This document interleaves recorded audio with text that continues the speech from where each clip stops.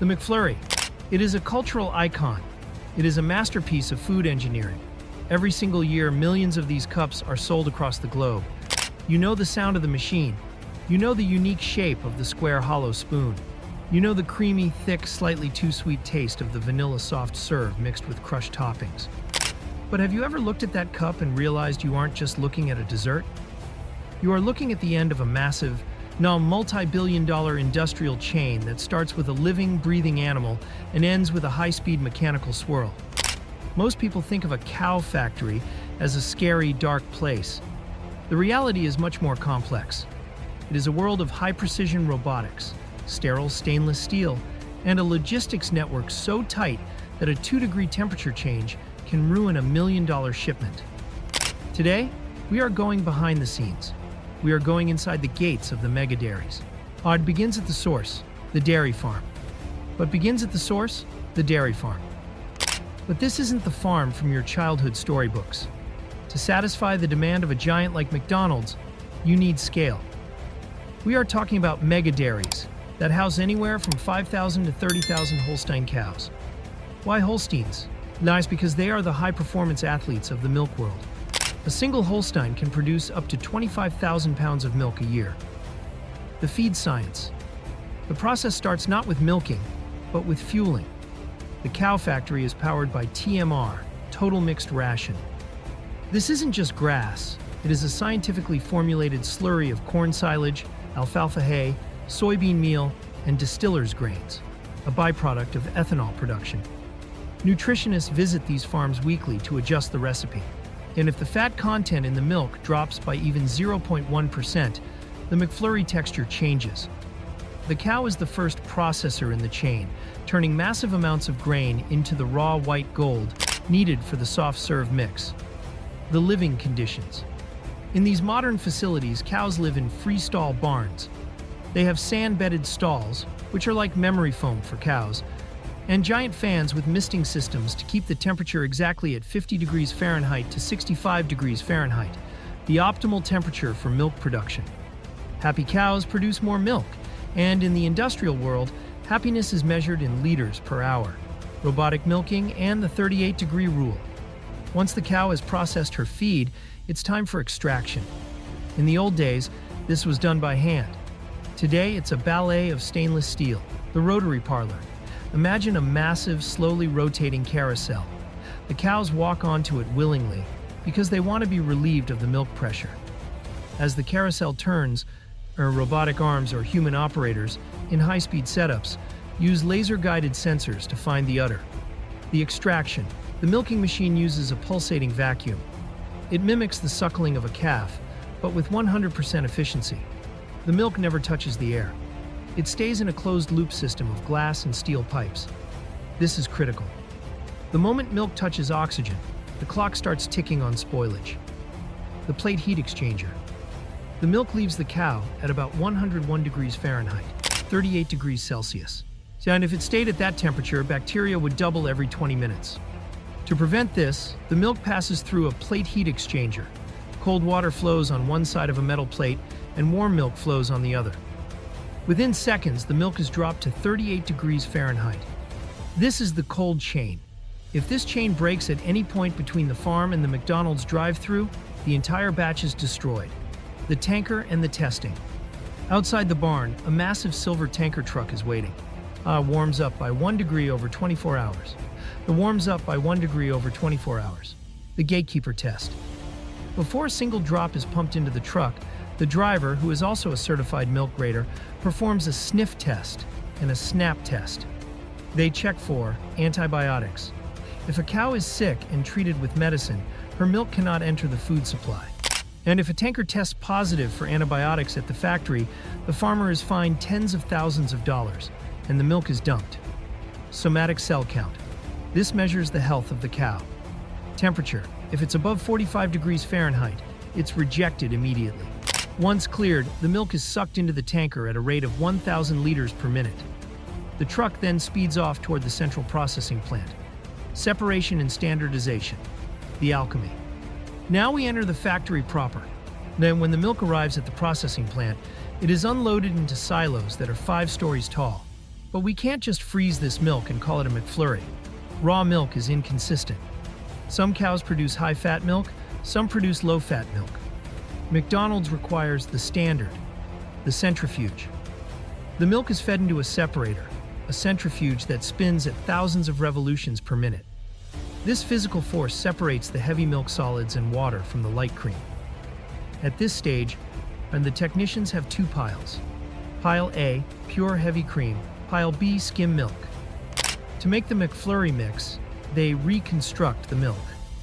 They mix exactly enough cream back into the skim milk to hit the precise fat percentage required by the McDonald's corporate recipe, usually around 3.5% to 5% milk fat for the soft serve mix. This ensures that a McFlurry in Tokyo tastes exactly like a McFlurry in New York. The secret ingredients. This is the part they don't show you in the commercials. Or if you just froze milk and sugar, you'd get an ice cube. To get that velvety McFlurry texture, we need chemistry. Into the massive mixing vats go the additives. Sugar and corn syrup for sweetness and to lower the freezing point so the mix stays soft. Whey solids. This gives it that milky body. Stabilizers. Guar gum and carrageenan. These are the most important. They act like a molecular scaffolding that holds the fat and water together. Without these, your McFlurry would separate into a watery mess within minutes. Emulsifiers, mono and diglycerides. These prevent the fat globules from clumping together. They keep it smooth. Pasteurization and homogenization. Now that the liquid McFlurry is mixed, it's dangerous. It's full of sugar and raw dairy, a paradise for bacteria. The HTST method. The mixture undergoes HTST, high-temperature short-time pasteurization. It is blasted to 161 degrees Fahrenheit, 71.5 degrees Celsius, for exactly 15 seconds. And this kills the pathogens but doesn't cook the milk or change the flavor. The homogenizer. Next, the liquid is slammed through a tiny valve at 3,000 pounds per square inch. Think of this like a microscopic cheese grater. It breaks the fat globules down so small, under 2 microns, that they can no longer float to the top. This is why the McFlurry mix is so white and uniform. It is physically impossible for the cream to separate ever again. Continuing from the raw mixture at the factory, and we now move into the most complex logistical and mechanical phase of the journey. This is where milk officially becomes a McFlurry. The bag-in-box system and the cold chain 2.0. Once the mixture has been pasteurized and homogenized, it is no longer just milk. It is a proprietary McDonald's dairy mix. But how do you get thousands of gallons of liquid dairy to 38,000 restaurants worldwide without it spoiling or leaking? The aseptic packaging. The mix is cooled back down to exactly 34 degrees Fahrenheit. It is then pumped into heavy-duty, multi-layered plastic bladders. These aren't your typical grocery store milk cartons. And these are bag-in-box, BIB systems. Each bag typically holds 2.5 to 5 gallons of liquid mix. The plastic is specially engineered to be an oxygen barrier. Even a microscopic amount of oxygen entering that bag would allow aerobic bacteria to bloom, ruining the batch. The logistics grid. These bags are packed into corrugated cardboard boxes, stacked on pallets, and loaded into reefer, refrigerated trailers. This is where the logistics get intense. McDonald's uses a system called Havy Logistics, or Martin Brower in many parts of the world. These trucks are tracked by GPS in real time. If the trailer's refrigeration unit fails and the temperature rises above 40 degrees Fahrenheit for more than a few minutes, a silent alarm triggers at a central command center. The driver is alerted, and often, the entire pallet must be discarded. There is zero margin for error when you are the world's largest purchaser of dairy. Arrival at the Golden Arches. When the truck pulls up to your local McDonald's in the middle of the night, the delivery quality audit begins. The kitchen manager doesn't just take the boxes. They use an infrared thermometer to shoot the boxes. If they aren't cold enough, they go back. The bags are then stored in a dedicated walk-in cooler. They have a surprisingly short shelf life, usually only a few weeks. This is because, unlike ultra-pasteurized milk you find on a shelf, McFlurry mix is designed to be fresh. And the stabilizers and emulsifiers we talked about in Part 1 are at their peak performance within the first 14 days. the beast, inside the Taylor C602 machine. Now we reach the heart of the operation, the soft serve machine. Most McDonald's use a specific model, usually the Taylor C602 or similar heat treatment models. This machine is a marvel of thermodynamics, and it's the reason the McFlurry has that specific consistency. The hopper. The crew member opens the top of the machine and pours the liquid mix into the hopper. The hopper is refrigerated, keeping the liquid at a safe temperature. But the liquid in the hopper isn't a McFlurry yet. It's just cold, sweet milk. The beater in the freezing cylinder. The magic happens in the freezing cylinder below the hopper. A small amount of mix is let down into this cylinder, which is surrounded by powerful refrigerant coils. And inside this cylinder is a beater, a stainless steel auger that spins constantly. As the mix touches the frozen walls of the cylinder, it freezes instantly. The spinning beater then scrapes those ice crystals off the wall and folds them back into the liquid. This process happens thousands of times a minute, creating microcrystals. The smaller the ice crystals, the creamier the mouthfeel. If the crystals were large, it would feel like a slushie. In a McFlurry, they are so small your tongue can't even detect them. The secret ingredient, air overrun. If you've ever let a McFlurry melt, you'll notice it seems to shrink in the cup. Why? Because a huge portion of your McFlurry is actually air. In the industry, this is called overrun. As the beater spins in the freezing cylinder, it whips air into the mix. A standard McFlurry has an overrun of about 33% to 45%.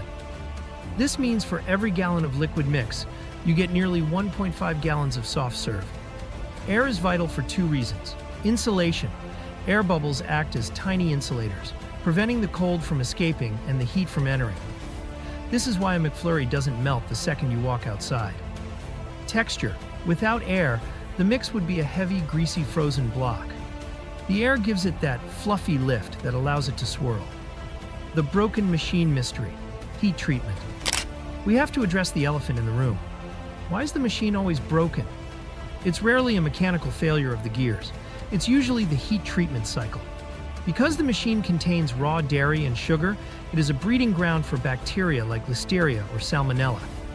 To avoid taking the machine apart and scrubbing every pipe by hand every single day, which would take 4 hours, the machine has a self-pasteurization mode. Every night, usually around midnight, the machine heats the internal liquid mix to 151 degrees Fahrenheit, 66 degrees Celsius, and holds it there for 30 minutes to kill any bacteria. It then slowly cools it back down to freezing. This entire process takes about 4 hours. If the machine fails to reach the exact temperature, or if it doesn't cool down fast enough, it enters a hard lockout. The software literally freezes the machine and won't let it dispense. To the customer, the staff says it's broken. But in reality, the computer is saying, I can't guarantee this milk won't make you sick, so I'm staying locked until a technician resets me. The toppings, the logistics of the crunch. A McFlurry isn't a McFlurry without the flurry part. Whether it's Oreo, M&Ms, or a seasonal topping, these are produced in entirely different factory ecosystems. Take the Oreo, for example. These are produced in Nabisco/Mondelez factories, but they aren't the same Oreos you buy at the store. They are small crush or large crush pieces, packaged in massive industrial bags. They are designed with a specific moisture content, so they stay crunchy even when submerged in frozen dairy for 10 minutes. Step 13, the spoon, engineering you can eat with. The McFlurry spoon is one of the most misunderstood pieces of plastic in history. Everyone, at least once, has tried to use it as a straw because of the hollow square top. The spoon is a tool. The spoon is actually a detachable drive shaft. Now look at the machine. There's a square metal peg. The crew member fills the cup with soft serve, sprinkles the toppings on top, and then slides the hollow end of the spoon over that square peg. The machine spins the spoon at high speed, using it as a blender blade to incorporate the toppings throughout the entire cup. This is why the spoon is so thick and sturdy. It has to withstand the torque of a motor spinning through thick frozen dairy. Though once the mixing is done, usually about 5 to 8 seconds, the worker pops the spoon off the machine, and it stays in your cup. It's an incredibly efficient system. No cleaning of blender blades required, which prevents cross-contamination between flavors. The final result, a masterpiece of industrialism. So here we are. We started at a mega dairy with a Holstein cow eating a scientifically formulated grain mix. We traveled through a stainless steel plate heat exchanger.